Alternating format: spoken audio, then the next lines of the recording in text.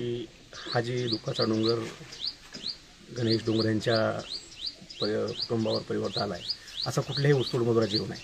ऊसतोड मजुराची परिस्थिती म्हणजे जीवन, आपण मानव जीवनात आलो, जीवन काहीतरी करून जगायचं आहे म्हणून ही शेवटची स्टेप आहे ऊसतोड मजूर. म्हणजे एक जीवन जगायचा शेवटचा पर्याय म्हणून ते ऊसतोडणीसाठी जाण्याचं ऊसतोड मजुराचं हे आहे.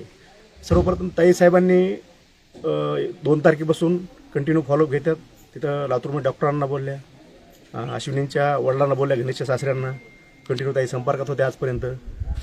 ताई साहेबांनी आज त्यांच्या जे मनात भावना होती की ते कंटिन्यू गणेशचे ऑनलाईन व्हिडिओ हे ते बघितल्यामुळे ताईसाहेब सुद्धा गणेशचे थोडक्या ह्याच्यामध्ये की त्यांना एक आश लागली, तर आपला ऊसतोड मजूर एवढं संघर्षाचं जीवन असून सुद्धा तो आनंदामध्ये, म्हणजे माझं आहे हे काम देवासमान मानून जगतो, हे काम करतो, ही ताईसाहेबाची बघण्याची त्याच्याकडे भावना होती.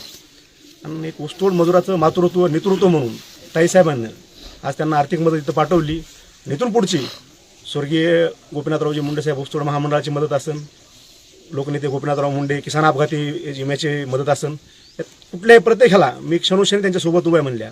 जेवढ्या काही शासनाच्या जास्तीत जास्त मदत मिळवून देता येतात, जेवढ्या असतात तेवढ्या मी मिळवून देण्यासाठी कटिबद्ध आहे.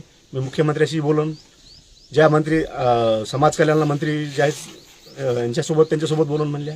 आणि तात्काळ फास्टॅगमध्ये बाकीच्याला जर वेळ लागत असला तरी मी 15 ते 20 दिवसामध्ये फाईल जमा केल्यापासून मुरी त्यांना मदत मिळून 100% देईन अशी त्यांनी जमाव घेऊन आम्ही जाणार आहोत, कारखान्यावर आंदोलन करणार आहोत असं आता बोलले.